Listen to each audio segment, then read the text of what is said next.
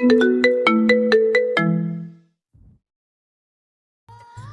খুলে নিজেকে গাড়িতে আবিষ্কার করে মেহেজা ইরফানকে খোঁজে তার অবচেতন মন, আর পেয়েও যায়। গাড়িতে নেই, কিন্তু সামনেই দাঁড়িয়ে আছে। ইরফানের হাতে আইসক্রিম ছিল, যা দেখে লোভ সামলাতে পারে না সে।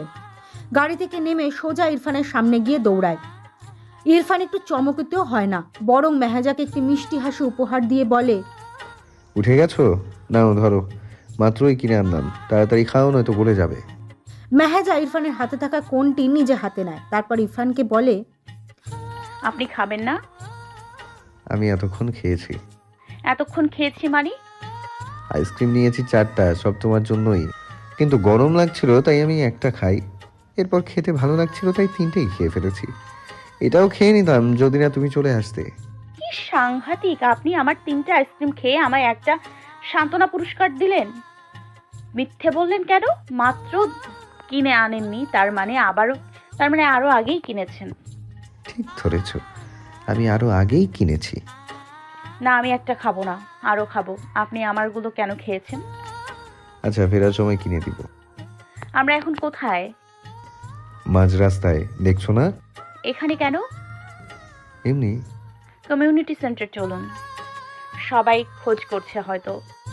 আইসক্রিম পরে 1 বক্স না, 4 বক্স কিনে দিবেন, তাহলেই হবে। পেটুক আপনার মতো। ইরফান মুচকি হাসে। মেহেজা মুগ্ধ নয়নে চেয়ে রয় ইরফানকে। সে উচ্চস্বরে হাসতে খুব কমই দেখেছে, দেখেইনি। এমনিতে তো হাসেই না তেমন একটা, আর হাসলেও শব্দহীন মুচকি হাসবে, যা সহজেই যে কোনো নারীকে ঘায়েল করতে সক্ষম। মেহেজা আগামীকাল হোস্টেলে ফিরে যাচ্ছে। রাদীপের বৌভাতের পরের দিনই ইরফান তার ফ্ল্যাটে চলে যায়। আজ 7 দিন হতে চলল মেহেজা ইরফানকে দেখে না। মনটা কেমন বিষিয়ে উঠছে বারবার। ব্যাগে জামাকাপড় গুছিয়ে রাখছিল, তখনই অনার কল আসে। ফোন রিসিভ করে মোবাইল কানের কাছে আসতেই শুনতে পায় অনা আর্তনাদ করে বলছে, মেহজা, আমার আজকে এঙ্গেজমেন্ট। হুট করেই আয়োজন করে ফেলেছে। বাবার মুখের দিকে তাকিয়ে না করতে পারছি না। বিয়েও আমি করতে চাই না। তুই বল, এখন আমি কি করব? বিয়ে করে ফেল। কি? এটা বলতে পারলি? এখনই তো নিশ্চয়ই বিয়ে হয়ে যাচ্ছে না। It's just engagement. অন্য কেউ হলে করতাম, কিন্তু একে তো জীবনেও না। কাকে? ওই বেয়াদব সিনান। ভালোই তো, মেজর সাহেব করেই ফেলো, ভালোই হবে। ভালো নয়, বন্ধ হবে। তুই আমার পক্ষে নাকি তার? ভালোবাসার পক্ষে। অনাকে আর কিছু বলতে না দিয়ে মেহেজা কল কেটে দেয়। বিড়বিড় করে বলল, সিনান ভাই পারেও বটে। রাতে ঘুমোতে যাওয়ার আগে মেহেজার ফোনে একটি মেসেজ আসে। ইরফানের হাস্যোজ্জ্বল ছবিটি স্ক্রিনে ভেসে উঠতেই সে উচ্ছ্বসিত হয়ে পড়ে। মেসেজটি খুলতেই তার হার্টবিট মিস হয়ে যায় যেন। তার মনে ছিল না, কিন্তু ইরফানের মনে আছে। স্ক্রিনে ভেসে উঠেছে, প্রথম বিবাহ বার্ষিকীর শুভেচ্ছা প্রিয়তমা। খুশিতে কান্না করে দেয় মেহেজা। তখনই আরেকটি মেসেজ আসে, নিচে আসো, আমি অপেক্ষা করছি। এক মুহূর্ত দেরি না করে ছুট লাগায় সদর দরজার দিকে। রিমিকে দেখতে পেয়ে বলে, ভাবি উনি এসেছে, আমি গেলাম। মেহেজার ছটপটানি দেখে রিমি হাহা করে হেসে ওঠে, তারপর দরজা লাগিয়ে দেয়। একটি বটগাছের নিচে ইরফান মেহেজাকে নিয়ে এসেছে। সে ভেবেছিল হয়তো কত শত আয়োজন করে রেখেছে ইরফান, কিন্তু ইরফান তো ইরফানই। সে আগেও তার অনুভূতির দাম দিত না, এখনও দেয় না। মেহেজা মন খারাপ করে বটগাছের নিচে বসে পড়ে। ইরফানও গাড়ি থেকে তখন একটি কেক নিয়ে আসে, যার মধ্যে তার আর মেহেজার রাদিফের বিয়ের দিন তোলা একসঙ্গে দাঁড়িয়ে থাকা একটি অসাধারণ ছবি। হুট করেই মেহেজা যেন সব অভিমান ভুলে গেল। একটি কেকই যেন তাকে আনন্দিত করে তুলল। তবে ইরফান কিন্তু আদৌ এত ছোট পরিকল্পনা করেনি প্রেয়সীর জন্য। জোরে একটি শীষ বাজাতেই গাছটা আলোকিত হয়ে পড়ে। হরেক রকম রঙিন আলোয় গাছটি উজ্জ্বল হয়ে ওঠে। চারিদিকে আতশবাজি ফুটতে থাকে। আকাশের বুকে হওয়া স্কাই শটগুলোতে স্পষ্ট লিখে থাকা হ্যাপি অ্যানিভার্সারি। মেহেজার চোখে জল চিকচিক করে। প্রিয় মানুষটি যে তার পরিকল্পনার ঊর্ধ্বে যেতে পারে, তা সে ভাবতেই পারেনি। ইরফানকে শক্ত করে জড়িয়ে ধরে সে। ইরফানও পরম ভালোবাসা মিশিয়ে তার কপালে ঠোঁট ছোঁয়ায়। মেহেজার কাছে সব স্বপ্ন মনে হচ্ছে। এই সেই ইরফান যাকে পাওয়ার জন্য একসময় সে অনেক পাগলামি করেছিল। আজ সে ইরফানকে সে পেয়েও গেছে। এত আনন্দ সে কোথায় রাখবে? কারো নজর লেগে যাবে না তো? মেহেজা হু হু করে কেঁদে ওঠে। ইরফান তাকে কাঁদতে বাধা দিল না। কাঁদুক না একটু, সুখের সাথে একটু দুঃখ মেশানো অনুভূতি না থাকলে কি হয়? ইরফানের বাহু ধরে আবদ্ধ মেহেজা ইরফানকে আজ মুখে বলেই দিয়েছে, ভালোবাসি মিস্টার ইয়াজিদ। পাষণ্ড ইরফান বদৌলতে একটুও ভালোবাসি বলল না তাকে। তাতে অবশ্য দুঃখ নেই মেহেজার। আজকাল সে ইরফানের ভালোবাসার গভীরতা উপলব্ধি করতে পারে।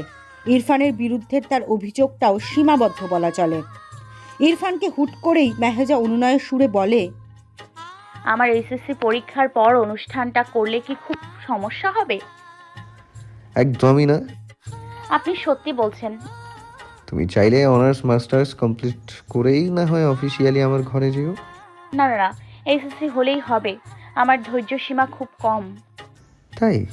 হ্যাঁ। কিন্তু আমার তো আছে। আপনি একটা বাজে লোক। তোমারই তো।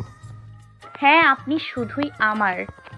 মুখ উঁচিয়ে কথাটি বলল মেহেজা। দেখতে পেল ইরফানের চোখে মুখে তৃপ্তি ছড়িয়ে আছে। আলতো হেসে চোখ বোজে সে।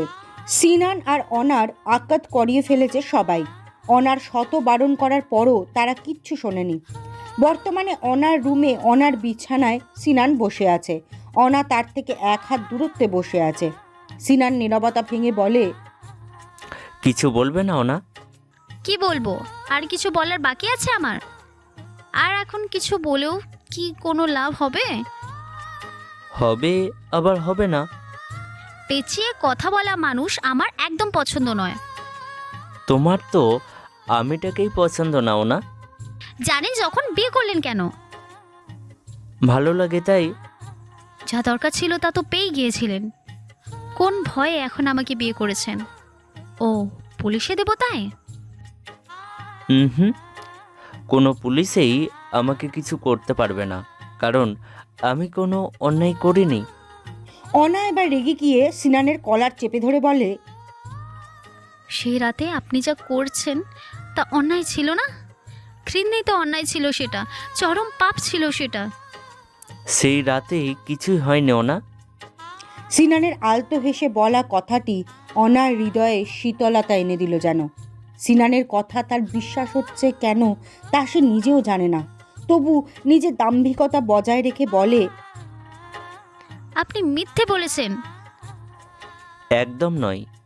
চাইলে এক্ষুনি প্রমাণ দিতে পারি। দিব? কিসের প্রমাণ? দুটো অপশন আছে।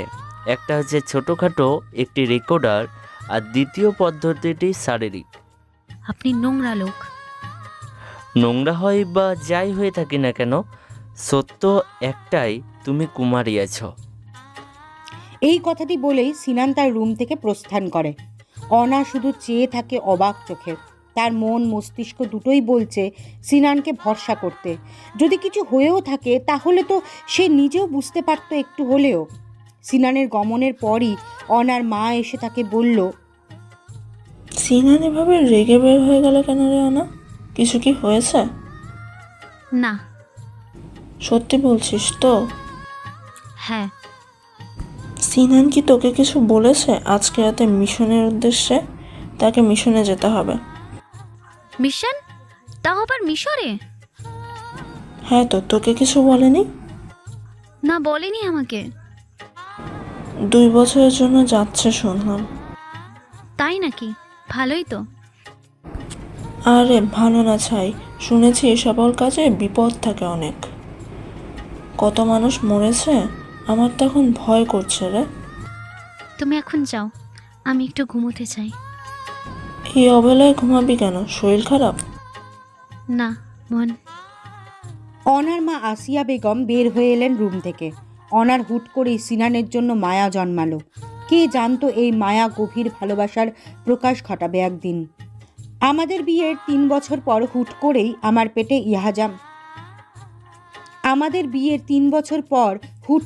আমার পেটে ইজহাম চলে আসে। ওর বাবা তো সেই খুশি হয়েছিল, কিন্তু মুহূর্তেই আমার কেরিয়ারের কথা ভেবে সে চুপসে যায়। তার এত খুশির বলিদান সেদিন আমি দিতে পারিনি। মা হওয়ার মতো আনন্দের বিষয়টি আমি সাদরে গ্রহণ করেছি। প্রথম বর্ষের শেষের দিকে ইজহাম হয়। আমার সত্যি বলতে একটুও কষ্ট করতে হয়নি। তার বাবা, ফুফুরা, দাদা, দাদু, নানা, নানু, মামা, মামি সবাই তাকে মহা আনন্দে লালন পালন করেছে। দেখতে দেখতে আমার অনার্স কমপ্লিট হয়ে গেল। পাড়ি জমালাম সুদূর আমেরিকায়। ইয়াজিদের বিজনেসের কাজটা এখানেও থাকাতে তাকে বছরের 6 মাস আমেরিকা আর 6 মাস বাংলাদেশ দৌড়াতে হতো, যা খুব কষ্টের ছিল। ততদিনে আমারও মাস্টার্সের জন্য আমেরিকার নামকরা একটি বিশ্ববিদ্যালয়ে চান্স পাওয়া হয়ে যায়। 1 বছর হলো আমেরিকায় এসেছি। সবাইকে খুব মিস। ইরা আপুর সাথে সপ্তাহে একবার দেখা হয়। একদিন হলিডেতে সেও ক্যালিফোর্নিয়ার এই বাড়িটিতে আসে আমাদের সাথে দেখা করতে। ইয়াজিদ লোকটি আমাকে খুব ভালোবাসে, যদিও সে আজ অবধি মুখ ফুটে ভালোবাসি বলেনি। অবাক হওয়ার হলেও এটাই সত্যি। তবে তার প্রতিটি কাজে প্রমাণ পাওয়া যায় আমাকে আর বাবুকে খুব ভালোবাসেন তিনি। আজ আমি খুব খুশি, কারণ আজ আমার আর তার দ্বিতীয় সন্তানের এই পৃথিবীতে আসার সুসংবাদটি আমি জানতে পেরেছি। আর দেখো, লোকটি তার সম্পর্কে মোটেও অবগত না। বাইরে ছেলের সাথে স্নোফল নিয়ে খেলায় মত্ত সে। আচ্ছা, দ্বিতীয়জন আসার খবরে সে কি খুব খুশি হবে, যেমনটি হয়েছিল ইজহামের বেলাতে? ডায়েরিতে এতটুকু লিখেই হাত থামালো মেহেজা। আনন্দে তার শরীর কাঁপছে। পেটে হাত বুলিয়ে ডায়েরিটা লক করে দেয়। আজ সুপার শপে পাসওয়ার্ড সিস্টেম এই সুন্দর ডায়েরিটি দেখে লোভ সামলাতে পারেনি, ফটাফট কিনে নেয়। আজ থেকে সে সব কিছুই এই ডায়েরিতে বন্দি করে রাখবে বলে মনস্থির করেছে। চেয়ার ছেড়ে বড় জানলাটির পাশে দাঁড়ায়। ছোট্ট টি টেবিলটি থেকে 1 কাপ ধোঁয়া ওঠা গরম চা কেটলি থেকে ঢেলে নেয়। এক চুমুক দেওয়ার পরই হঠাৎ তার নজরে যায় কেটলির পাশে একটি কাগজ। চায়ের কাপটা শব্দ করে রেখে কাগজটি খুলে বিস্মিত হয় সে, যাতে লেখা আছে, ধন্যবাদ প্রিয়তমা, সব কিছুর জন্যই ধন্যবাদ। আমার পরবর্তী সন্তানকে নিজ গর্ভে ধারণ করার জন্য আরও ধন্যবাদ। একদম বিচলিত বা অবাক হবে না যে আমি জানলাম কিভাবে। তুমি কি এটা জানো না যে আমি সব দিকে খেয়াল রাখি? এই মাসের পিরিয়ডটা যে মিস গিয়েছে তা আমি জানি। ডক্টর স্টেফির কাছ থেকে আজ প্রেগনেন্সি রিপোর্ট এনেছো তাও জানি। ধারণা সঠিক। ডক্টর স্টেফি আপনাকে রিপোর্ট দেওয়ার আগেই আমাকে ইনফর্ম করেছে। সরি টু সে আপনার সারপ্রাইজটা ভেঙে গেল। আর শোনো, ভালোবাসি খুব, মুখ ফুটে বলতে পারি না, কারণ আমার গোধূলি আকাশ লাজুক লাজুক। আমার আর ইজহামের পক্ষ থেকে লিটল ওয়ানকে অনেক ভালোবাসা। মেহেজার ঠোঁট প্রশস্ত হয়। এই প্রথম লোকটি ভালোবাসি বলেছে, মুখে নয় ঠিকই, লিখে তো বলেছে। মেহেজা চট করেই সামনে তাকায়। তাকিয়ে দেখে ইরফান তার দিকেই তাকিয়ে আছে। মুখে লেগে আছে সেই মুচকি হাসি। হঠাৎ তার নজরে গেল পাশে থাকা স্নোম্যানটার দিকে, যার গায়ে মেহেজার ওড়না পেঁচিয়ে রাখা হয়েছে।